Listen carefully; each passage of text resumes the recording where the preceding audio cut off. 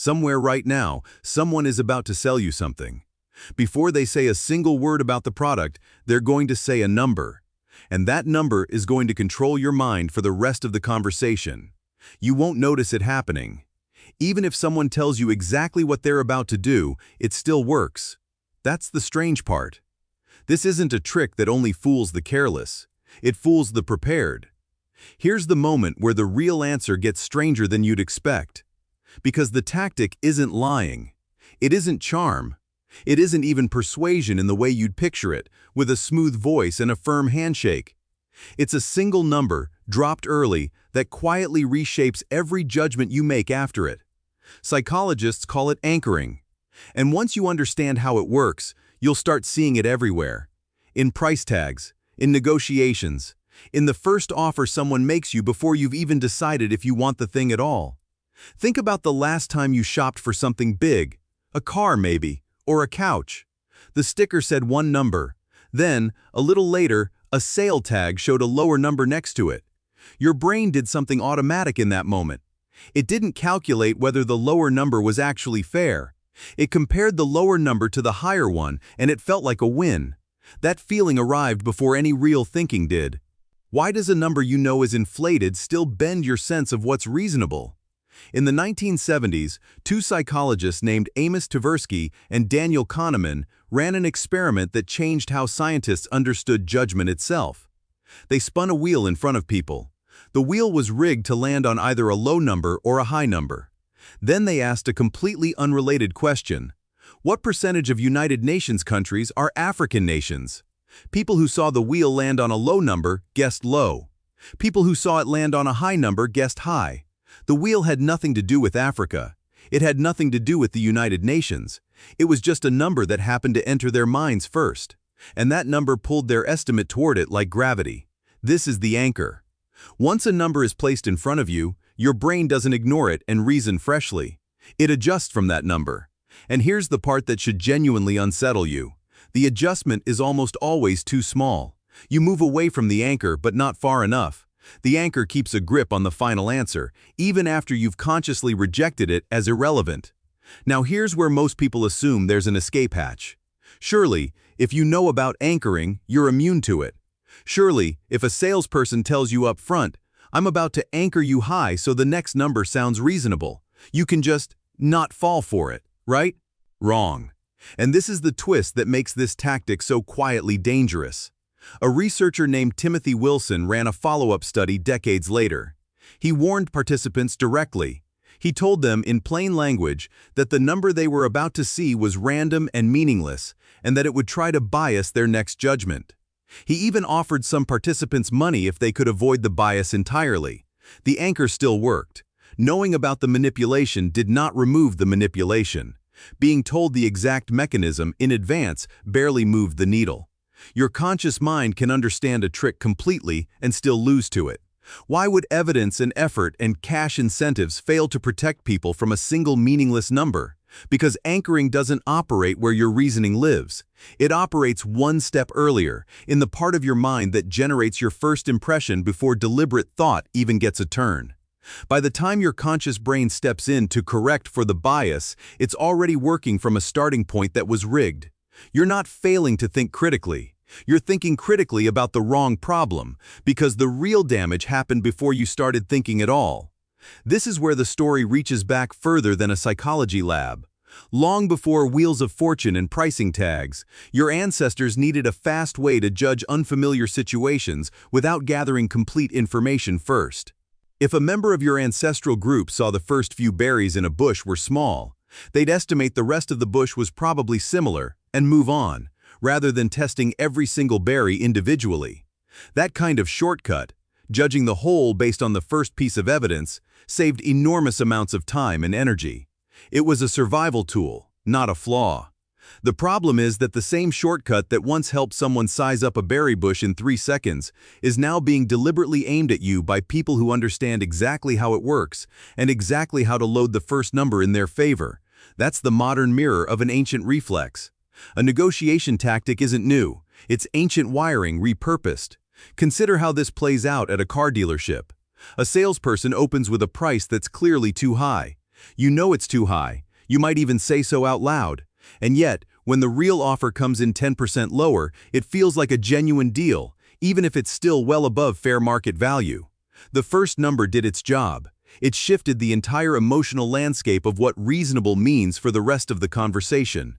Robert Cialdini, a researcher who spent years studying influence and compliance, documented dozens of professional negotiators who use this exact structure deliberately. It's sometimes called the door-in-the-face approach. Ask for something large first, get rejected, then ask for the smaller thing you actually wanted, which now looks modest by comparison. The first ask was never meant to be accepted. It was meant to move the anchor. Here's a question worth sitting with. If this tactic works even on people who are told about it in advance, in a controlled laboratory setting, with money on the line for resisting it, what does that mean for you in an uncontrolled negotiation, distracted, wanting to just get the deal done? It means the goal was never to make you stupid. It means the goal was to make the smart version of you start from the wrong place.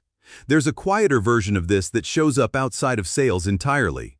Job offers often open with a number from the employer before the candidate names their own expectation. Once that number is spoken, the candidate's counter tends to orbit around it, even when the candidate walked in with a completely different figure in mind. Some negotiation coaches now train people to say a number first, any number, specifically because whoever speaks first sets the anchor for everyone in the room. It isn't about confidence, it's about who plants the first seed. You can even find this shaping how you evaluate people, not just prices. First impressions of a stranger act as an anchor for every piece of information you learn about them afterward. If you're told someone is brilliant before you meet them, you notice the evidence that supports that. If you're told they're difficult, you notice friction that confirms it. The first label becomes the number on the wheel, and your judgment quietly adjusts from there, insufficiently, for the rest of the relationship. So what actually helps if warning yourself doesn't work?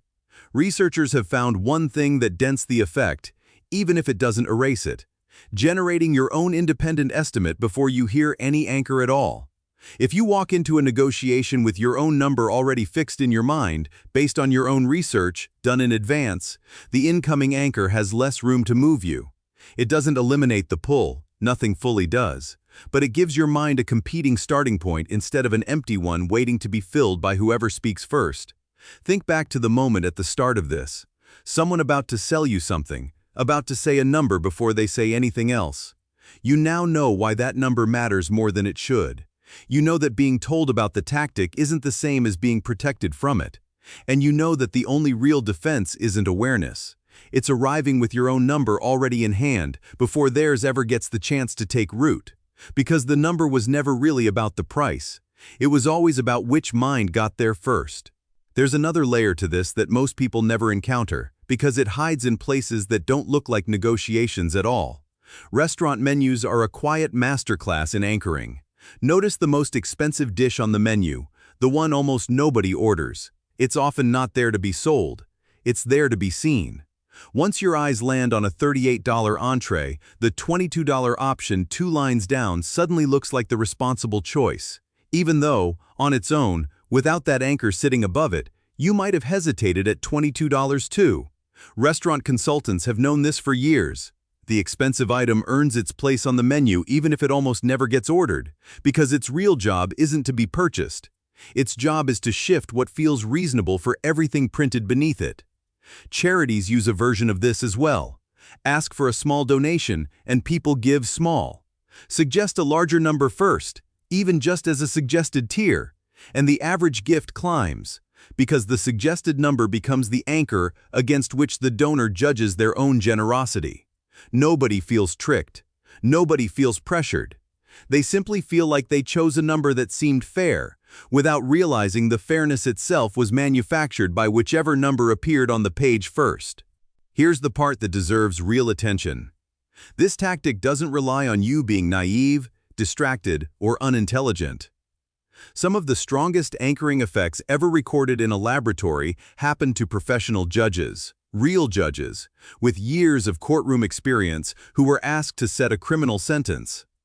Before making their decision, they were given a completely random number, generated by rolling dice in front of them, and told explicitly that the number was random and irrelevant. Judges who rolled high dice numbers recommended longer sentences than judges who rolled low numbers. These weren't amateurs guessing at UN percentages. These were trained professionals whose entire career depended on impartial judgment, and a pair of dice still nudged their decision. If expertise and explicit knowledge of the mechanism can't fully block this effect in people whose job is fairness itself, it's worth asking what chance the average person has walking into a used car lot on a Saturday afternoon with no preparation at all. So why does this shortcut refuse to switch off, even in people who understand it completely? Some researchers argue it comes down to how the brain searches for information. When you're handed a number, your mind doesn't evaluate it neutrally. It starts searching for reasons the number could be true. If you're asked whether a used car is worth $12,000, your brain starts pulling up mental evidence that supports $12,000. The mileage seems reasonable for that price. The tires look new. Other cars in this range have similar features. That search process is lopsided from the very first step, because it was aimed at confirming the anchor rather than testing it. By the time you form your final judgment, you're not weighing evidence evenly. You're weighing evidence that your own mind selectively gathered in support of a number someone else handed you. This is why simply being told, "Don't let this number affect you," fails so completely. The instruction arrives too late. It targets your conclusion, but the damage was already done at the stage of evidence gathering, a stage that happens before you're even aware you're forming an opinion. Knowing all of this changes what you should actually watch for. Not the moment someone tries to convince you of something. Watch for the very first number that enters a conversation, any conversation, before you've had a chance to form your own independent view. That number, whether it's a price, a salary offer, a percentage, or a suggested donation tier, is rarely neutral information. It's a starting position, planted early, designed to make everything that follows measure itself against a point that was never fair to begin with. The next time someone hands you a number before you've had the chance to think for yourself, remember the dice, the judges, and the wheel that decided how many African nations belong in the United Nations. None of those numbers were true. All of them moved the outcome anyway. The only real defense was never awareness. It was arriving first, with a number of your own.